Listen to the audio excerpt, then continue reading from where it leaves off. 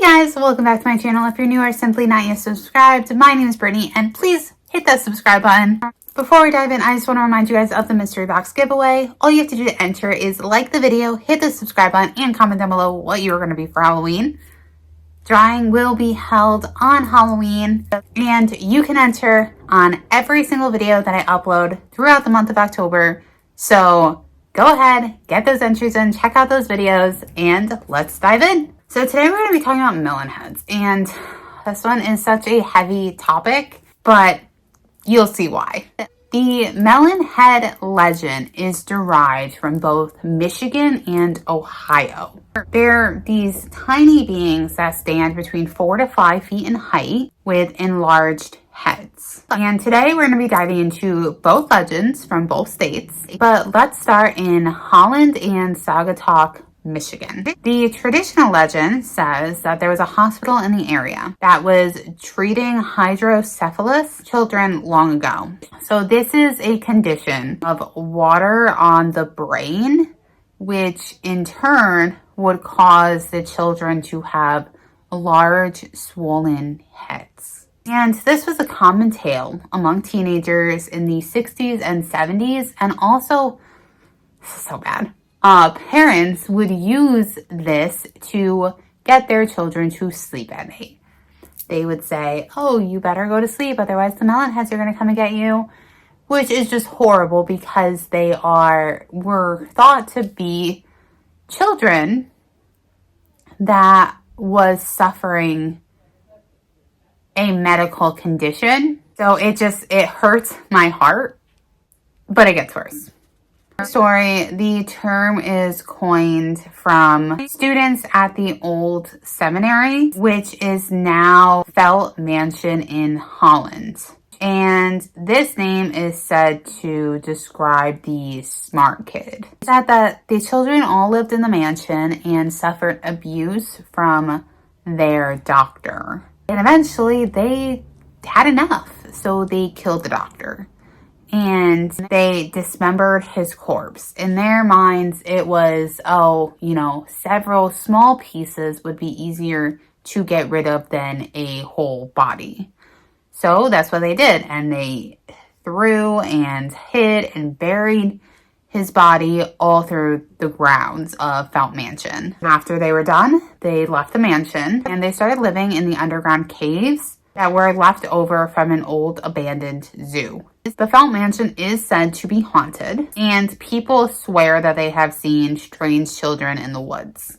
It's said that if you turn your headlights on and off a few times while you're there, you might just see them too. In another version in Southwest Michigan, said that you can find the melon head behind the Cook nuclear plant. There are two different stories on why they're there. The first version is that there was an insane asylum in the woods before the power plant was built, and that a fire had burned the asylum to the ground. And when this happened, the melon heads escaped and have been living in the woods ever since. And the second version, it talks about a group of people who lived behind the plant in the woods and that they were exposed to radiation and that caused their brains to start swelling. They were embarrassed and they decided to live in the woods away from public eyes for the rest of their lives. The nuclear plant and the surrounding property has been closed off since 9/11. But there was a point that you could drive back into the woods and explore. It's said that the whole area is like a maze, and if you don't know your way, you can get lost very easily. In one account, someone wrote, last year, me and some of my friends at Hope College decided we wanted to go to the Allegan County woods in Hamilton in search of melon heads. On our first night there, we went back on a path for about a mile and came to an opening where there seemed to be a foundation of a building still, but the building was gone. On the walk back to the opening, there was a sign hanging over the path, but it was too faded to make out any wording. On the first night, we did not experience anything too out of the ordinary, and we didn't think we couldn't explain anything by animals or other sorts. We went back the next night and it was raining mixed with some lightning. Me and two other guys were leading the group down the path, and about a half a mile into our walk, There was a lightning flash, and all three of us saw the same exact figure of a human about 4.5 feet with an abnormally large head standing in the middle of the clearing that we had gone to the night before. We three kind of slowed down for a minute, and the next thing we knew, we heard a huge crash in the woods to the left of us.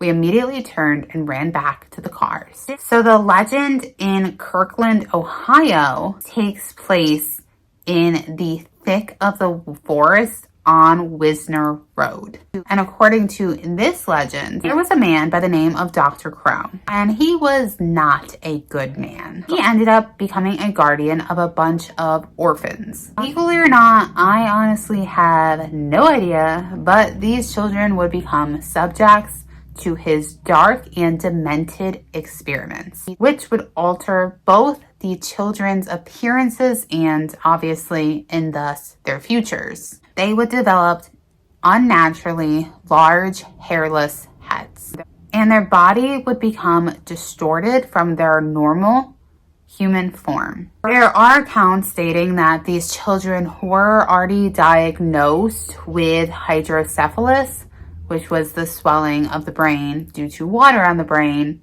or swelling of the head due to water on the brain, and the experimentation had worsened their conditions. Numerous stories would talk about Crow injecting fluids into the heads of these children, and that would cause swelling. Children eventually said enough is enough, and they went after Dr. Crow. After they were done with them, they burned the orphanage down. It said that if you go into the deep areas of the forest, that you can still find burnt remains of the old orphanage amongst the overgrowth. So the children went into the forest to find sanctuary, but it was also their prison. They were changed and unable to feel like they could rejoin society.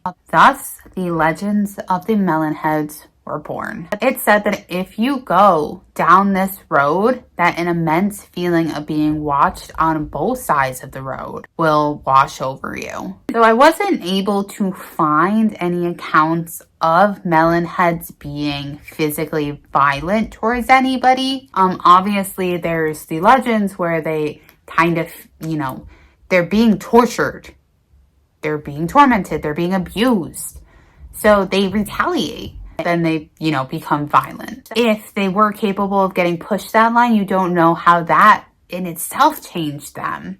Or just, anger, I guess, of their lives being taken away from them. These children that have endured these horrible things have become a legend of fear and a spook in the night. It's all really sad. If it is kids, it's sad. But it is interesting because these children wouldn't be children anymore. So they'd be adults. So why are they still 4 to 5 feet tall? Is it something to do with the experiments?